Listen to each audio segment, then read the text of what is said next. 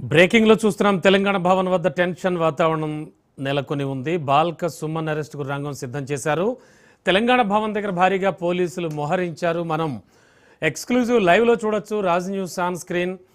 గత కొన్ని రోజులుగా జరుగుతున్న పరిణామాలన్నీ కూడా చూస్తూ ఉన్నాం. బాల్క సుమన్ చేసిన వ్యాఖ్యలు కావచ్చు అండ్ మోరోవర్ దానికి సంబంధించి తెలంగాణ భవన్ వద్ద టెన్షన్ వాతావరణం అయితే నెలకొని ఉంది.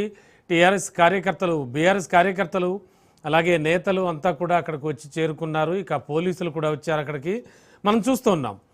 అండ్ తెలంగాణ భవన్ వద్ద అయితే భారీగా పోలీసులు సైతం మోహరించారు. బాల్క సుమన్పై పలు సెక్షన్ల కింద వాళ్ళు కేసులు కూడా నమోదు చేశారు. ఒకసారి మనం ఆ సెక్షన్స్ చూస్తే 326, 351, 352, 53, 55, 361 బిఎన్ఎస్ యాక్ట్ కూడా, అలాగే పీడీపీపీ చట్టాల కింద కూడా కేసులు నమోదు చేశారు పోలీసులు. ఇక వీటికి సంబంధించి న్యాయ నిపుణులు చెబుతున్నది ఏమిటంటే 10 ఏళ్ల వరకు శిక్ష పడేటువంటి అవకాశం కూడా ఉంది అంటున్నారు. ఈ విచారణలో భాగంగా సుమన్ను తీసుకెళ్లేందుకు వచ్చామంటున్నారు ఏసీపీ ప్రవీణ్.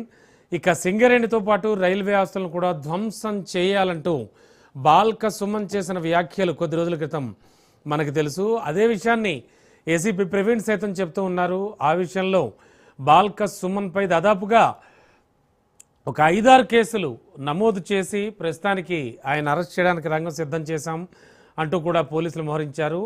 సింగరేణితో పాటు రైల్వే ఆస్తులను ధ్వంసం చేయాలంటూ కూడా బాల్క సుమన్ చేసిన వ్యాఖ్యలు ప్రస్తుతానికి సెన్సేషనల్ అయ్యాయి. దానికి సంబంధించి కూడా పోలీసులు ఈ కేసులు నమోదు చేశారు.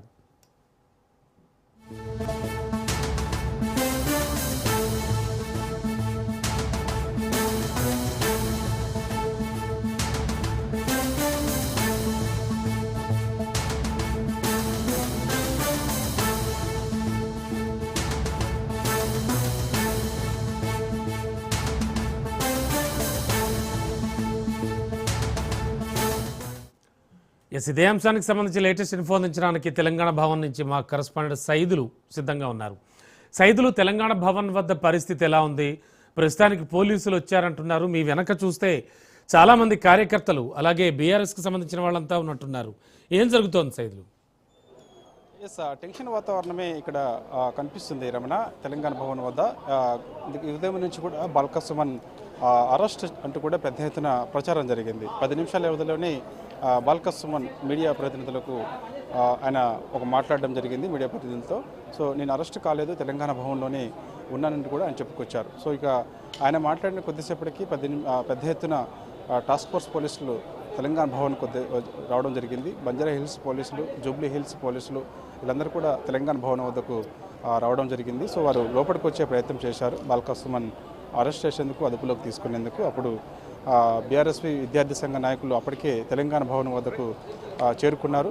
పోలీసులు ఎప్పుడైతే లోపలికి వచ్చే ప్రయత్నం చేశారో వారికి వ్యతిరేకంగా, పోలీసులకు వ్యతిరేకంగా బీఆర్ఎస్పీ నాయకులు నినాదాలు చేస్తూ తెలంగాణ భవన్ గేటు వద్ద మిఠాయించి నిరసన తెలియజేశారు. సో ఆ సమయంలో పోలీసులు అక్కడే ఉండిపోయారు. సో పార్టీ కార్యాలయంలోకి రావాలంటే తప్పనిసరి పర్మిషన్, పార్టీ సెక్రటరీ ఇప్పుడు ప్రస్తుతం రావుల చంద్రశేఖర్ రెడ్డి ఉన్నారు. సో ఆయన పర్మిషన్తో లోపలికి రావాల్సి ఉంటుంది.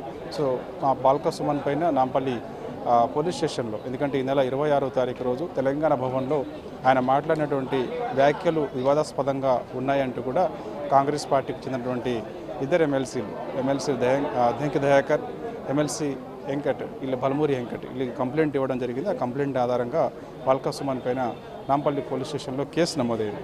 సో ఆ కేసులో ముఖ్యంగా కొన్ని సెక్షన్స్ ఆధారంగా బాల్క సుమన్ పైన నాంపల్లి పోలీసులు నమోదు చేశారు రమణ. సో అందులో చూస్తే కేసు ఆధారంగా చూస్తే 326G, అదేవిధంగా 351(3), 353(1), RW55, అదేవిధంగా 61 BNS 4 PDPPA కింద. PDPPA మీన్స్ ప్రభుత్వ ఆస్తుల్ని ధ్వంసం చేయండి అని ఎవరైతే పిలుపునిస్తారో దాని కిందే ఈ యొక్క కేసు నమోదు చేస్తారని కూడా తెలుస్తుంది. దానిలో భాగంగా ఈ కేసు కూడా నమోదు చేశారు. అయితే మే 26వ తారీఖు రోజు తెలంగాణ భవన్లో బొగ్గు గని కార్మికుల సమావేశం జరిగింది. ఆ సమావేశంలో బాల్క సుమన్ చేసినటువంటి వ్యాఖ్యలు వివాదాస్పదంగా ఉన్నాయంటూ కూడా కాంగ్రెస్ పార్టీకి చెందినటువంటి ముఖ్య నాయకులందరూ కూడా కంప్లైంట్ ఇచ్చారు. అయితే ఆయన చేసినటువంటి వ్యాఖ్యలు ముఖ్యంగా కార్మికులను ఉద్దేశించి, అక్కడ సమావేశంలో పాల్గొన్నటువంటి నాయకులను ఉద్దేశించి చేసినటువంటి వ్యాఖ్యలు ఏవైతే ఉన్నాయో, ప్రభుత్వ కార్యాలయాలను ధ్వంసం చేయండి అంటే